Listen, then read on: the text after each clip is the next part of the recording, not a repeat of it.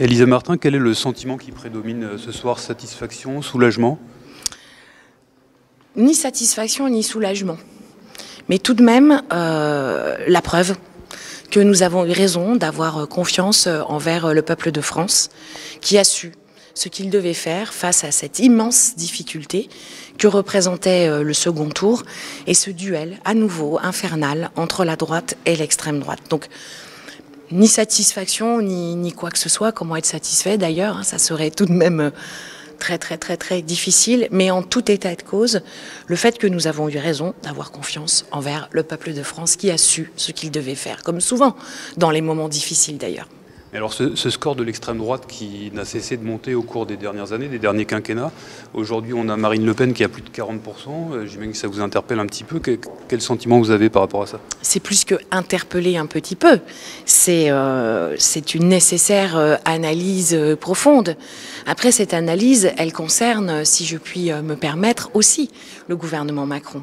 Quand en face de Marine Le Pen, il met son ministre de l'Intérieur, qui a été très violent, très autoritaire, particulièrement à l'égard des mouvements sociaux d'une manière générale, qui, je vous le rappelle, a dit que Marine Le Pen était molle en matière autour des questions migratoires. Bon, il est évident qu'il y a évidemment une responsabilité à chercher de ce côté-là. C'est une façon toujours la même, hein, d'effacer la question sociale, d'effacer la réponse à l'urgence sociale, à l'urgence écologique et l'urgence démocratique, comme si, au fond, on voulait parler d'autre chose que ce qui est essentiel.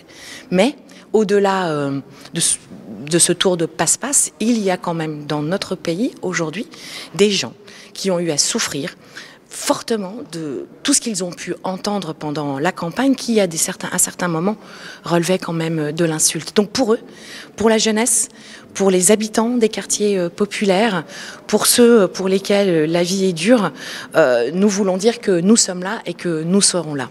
Alors, la suite justement, c'est capitaliser aussi sur ce bon score du premier tour aussi pour les législatives, construire une majorité, construire l'union à gauche. Comment vous voyez les choses? Oh bah écoutez, nous, on est d'une transparence totale. La méthode est connue de tous.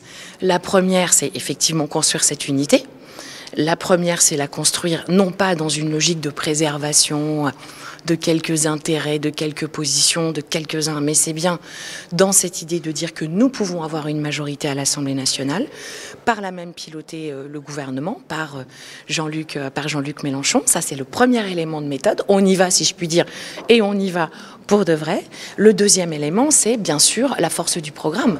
Le candidat Mélenchon s'est appuyé sur le programme L'Avenir en commun, et c'est ça aujourd'hui qui est à partager et qui est central, particulièrement au travers de 3 sujets: la retraite à 60 ans, la question de la planification écologique, puisqu'il est presque trop tard, hein, le 3e rapport du GIEC nous l'a dit. Le grand absent de cette élection présidentielle, le sujet écologique. Ah non, je ne parle pas au niveau pas du programme de Jean-Luc Mélenchon, mais en tout cas dans ce deuxième tour, quand on a vu le débat entre Marine Le Pen et Emmanuel Macron. Effarant.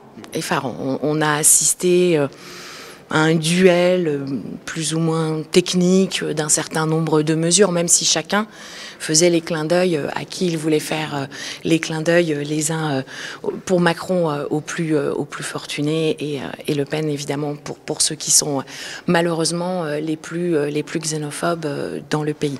Donc je reviens à l'affaire de la méthode, la question de la détermination, la question des contenus, la planification écologique et la question écologique. Effectivement, ce qui est un comble c'est un comble. Imaginez que ceux qui prétendent nous gouverner demain n'aient pas de proposition finalement sur la question écologique, est quelque chose d'absolument catastrophique. Puis évidemment, en finir avec la monarchie présidentielle de la 5e en ouvrant la phase de la 6e République par la Constituante. Voilà ce que nous proposons. Donc notre proposition, elle est très concrète. Encore une fois, l'ambition. Ensuite, les contenus, je nous vois quand même mal faire des petits accords électoraux sur des coins de table. C'est absolument hors de question. Ça n'est de toute façon pas dans notre culture, pas dans notre intention. Ça n'est pas ce que l'on demande de faire. Là, ce qu'on nous demande de faire, c'est de nous battre encore une fois sur les politiques et sur les contenus. Et on va y arriver. Ok, je vous remercie. Je vous en prie.